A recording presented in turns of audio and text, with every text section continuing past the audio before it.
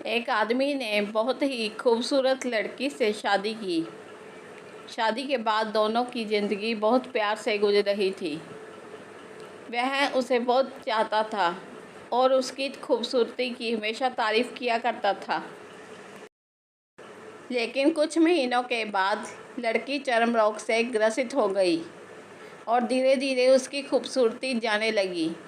खुद को इस तरह देख के उसके मन में डर समाने लगा कि यदि वह बदसूरत हो गई तो उसका पति उससे नफ़रत करने लगेगा और वह उसकी नफ़रत बर्दाश्त नहीं कर पाएगी। इस बीच एक दिन पति को किसी काम से शहर से बाहर जाना पड़ा। काम ख़त्म कर जब वह घर वापस लौट रहा था, उसका एक्सीडेंट हो गया। एक्सीडेंट में उसने अपनी दोनों आंखें खो दी, लेकिन इसके बावजूद भी उन दोनों की ज़िंदगी सामान्य तरीके से आगे बढ़ती रही। समय गुजरता रहा और अपने चर्म रोग के कारण लड़की ने अपनी खूबसूरती पूरी तरह गंवा दी। वह बदसूरत हो गई,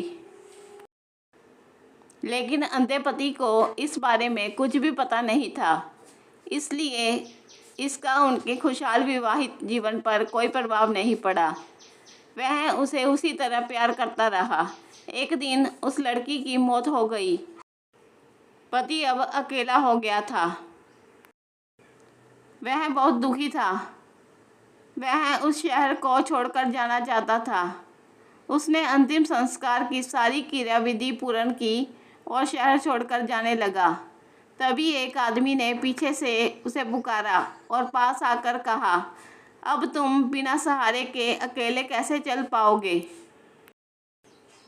इतने साल तो तुम्हारी पत्नी तुम्हारी मदद किया करती थी। पति ने जवाब दिया, दोस्त मैं अंधा नहीं हूँ, मैं बस अंधा होने का नाटक कर रहा था, क्योंकि यदि मेरी पत्नी को पता चल जाता कि मैं उसकी बदसूरती देख सकता हूँ तो यह उसे उसके रोग से ज़्यादा दर्द देता। इसलिए मैंने इतने साल अंधे होने का दिखावा किया। वह बहुत अच्छी पत्नी थी, मैं बस उसे खुश रखना चाहता था।